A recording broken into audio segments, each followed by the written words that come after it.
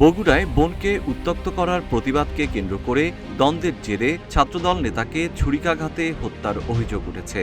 নিহত ফাহিম হোসেন বগুড়া সদরের নওদাপাড়া গ্রামের আব্দুর রশিদের ছেলে। বগুড়া পৌরসভার ১৭ নম্বর ওয়ার্ড ছাত্রদলের সদস্য ছিলেন। ১৪ ফেব্রুয়ারি সকাল ১০:৩০টার দিকে শহরের মাটিডালি বিমান মোড় এলাকায় এ ঘটনা ঘটে।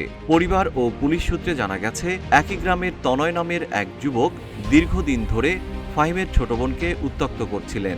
এ নিয়ে প্রতিবাদ করলে প্রায় ৩ মাস আগে ফাহিমের দুলাভাই সেতুর উপরও হামলার ঘটনা ঘটে। ১৪ ফেব্রুয়ারি সকালে ফাহিমকে বুকে ও পিঠে এলোপাতাড়ি ছুরিকাঘাত করা হয়। স্থানীয়রা তাকে উদ্ধার করে শহীদ জিয়াউর রহমান মেডিকেল কলেজ হাসপাতালে নিলে চিকিৎসাধীন অবস্থায় তার মৃত্যু হয়। বগুড়া সদর থানার ভারপ্রাপ্ত কর্মকর্তা মনিরুল ইসলাম বলেন, প্রাথমিকভাবে বোনকে উত্ত্যক্ত করার জেরেই হত্যার ঘটনা ঘটেছে বলে জানা গেছে। পুলিশ অভিযুক্তকে গ্রেপ্তারের চেষ্টা করছে।